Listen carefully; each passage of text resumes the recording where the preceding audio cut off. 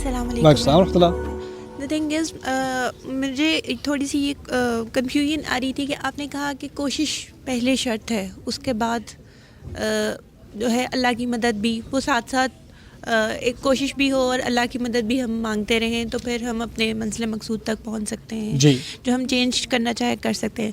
لیکن کوشش کرتے ہوئے ایک پرابلم تو یہ آتی ہے, کئی دفعہ کوشش کا ٹائم پیریڈ بہت لمبا ہو جاتا ہے اور اس میں یہ آ جاتی ہے کہ انسان خود بھی گمراہ ہونے کے چانسز ہوتے ہیں, یا وہ ایسی غلطی کر بیٹھتا ہے جس میں اس کو یہ ہوتا ہے کہ یار اب یہ بہت بڑا میں آپ سے پوری تفاصیل نہیں مانگ رہا, ہاں, لیکن کس چیز کی طرف کوشش؟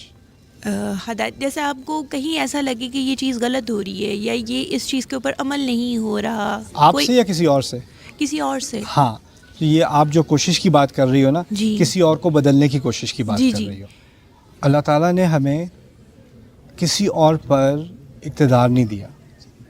اللہ تعالیٰ نے ہمیں اپنے نبی کو بتا دیا, لست علیہم بمسیطر, آپ ان پر کوئی کنٹرول نہیں رکھتے, کوئی کنٹرول نہیں رکھتے.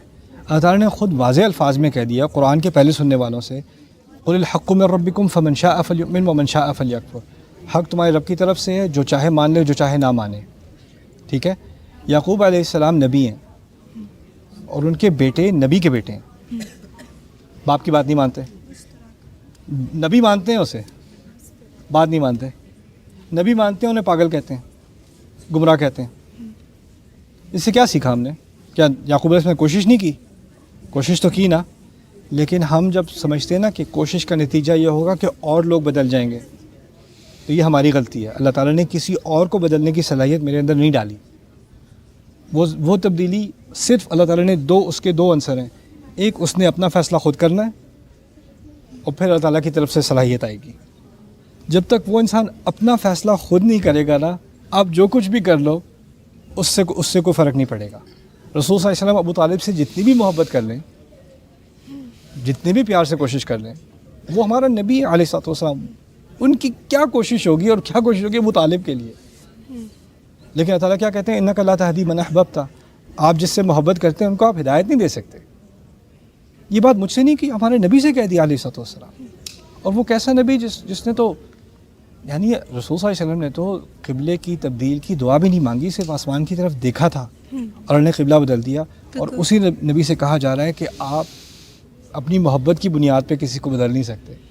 تو آپ جو یہ کہہ رہی ہیں نا کہ کوشش کی وجہ سے تبدیلی نہیں آ رہی, کوشش کی وجہ سے تبدیلی اپنے اندر لانے کی بات ہو رہی ہے, کسی اور کے اندر نہیں. ٹھیک ہے.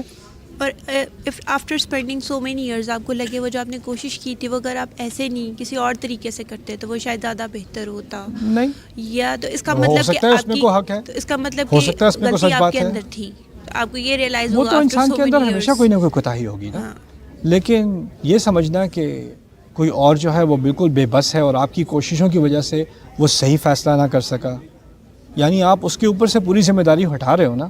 لیکن اللہ تعالیٰ نے آپ کو کسی اور کا ذمہ دار نہیں بنایا, اللہ تعالیٰ نے ہر انسان کو اپنا ہی ذمہ دار بنایا ہے نا, پرسنل رسپانسبلٹی کی بات ہے.